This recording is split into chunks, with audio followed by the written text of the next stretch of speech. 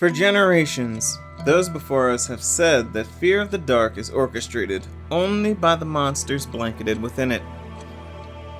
What if I were to say that those monsters also hide within the light as well? Would it be remiss to say, just like having a fear of the darkness, is it possible to fear the light? Some would ask, why would you fear the light? Light is warm and gentle, while the darkness is cold and remorseless. In some instances, in the annals of history, it was those of justice and peace that struck first without reason or remorse. Sure, you can rationalize their onslaught with righteous speeches and joyous marching, but what lies in the underbelly of this display of upholding justice?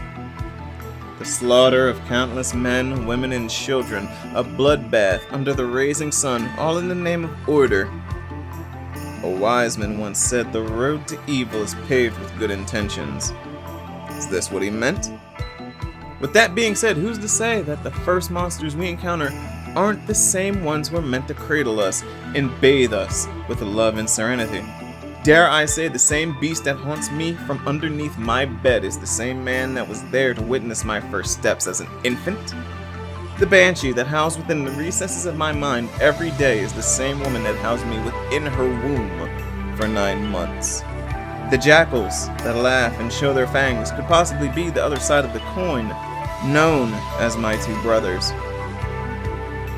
Monsters do not coerce with just one side, my dear friends.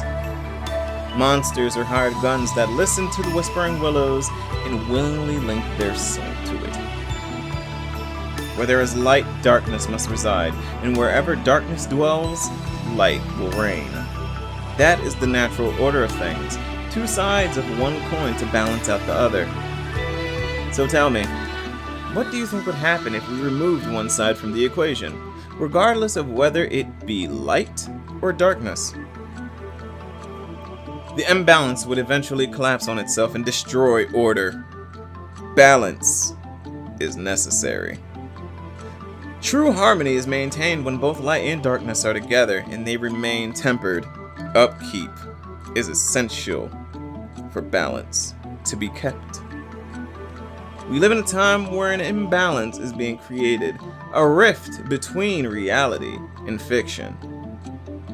A world where perfection can be portrayed yet never truly obtained. A world where the monsters are more apparent than ever, yet some continue to close their eyes and frolic in the whispering willows.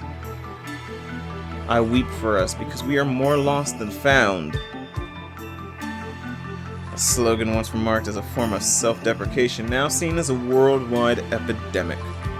Within the last year, we have become a shell of our former selves and have witnessed the rust upon our blade. The branded sword of justice that has been bloodied with generations of hate and unjustified war has reared its head and proved to us that we have lost our edge.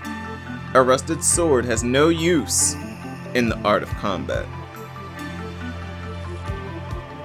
But where has the art gone? Diluted by grand gestures of money, fame, and debauchery. Once so pure has now been tainted with the stains of bitterness and delusion. We hear and embrace these vibrations, yet we remain blind within the whispering willows, for we cannot fathom the damage truly done to us and our kin. A ceremonial dance around a fire that warms them and strips them of their innocence.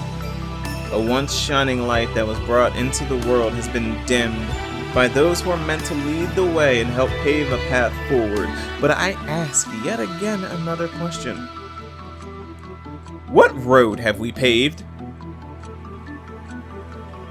Perception is the marquee of this world and defines what is right and wrong. Eyes can view the actions displayed and the ears can hear the words being said. Yet our brains can rationalize a scenario through perception and deem it right or wrong. Emotion is a beautiful commodity, to which it can bring out the absolute best and the absolute worst in a person. Such a beautiful commodity that it can dictate over reason and override how a scenario is perceived.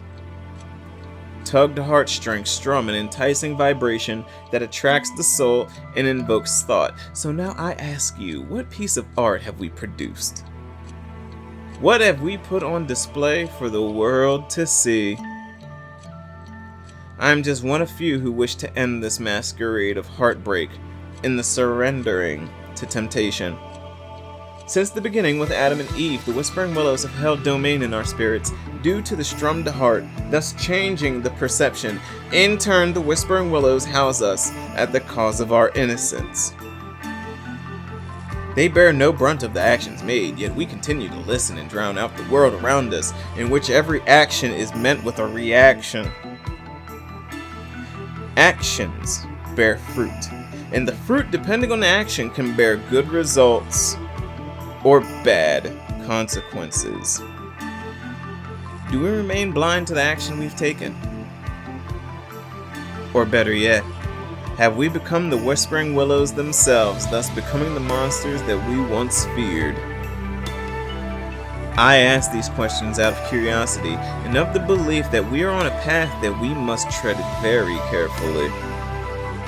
On the precipice of a new era, we must acknowledge our present, learn from the past, and build to the future. Because I fear we are proving the age-old tale of history repeating itself, thus leading us into chaos. An imbalance will be created, thus marking the disembowelment of society, and morality will forever be lost along with our children's innocence. But of course, we wouldn't want to repeat the cycle and expect a different result. After all, that is the hallmark of insanity, is it not?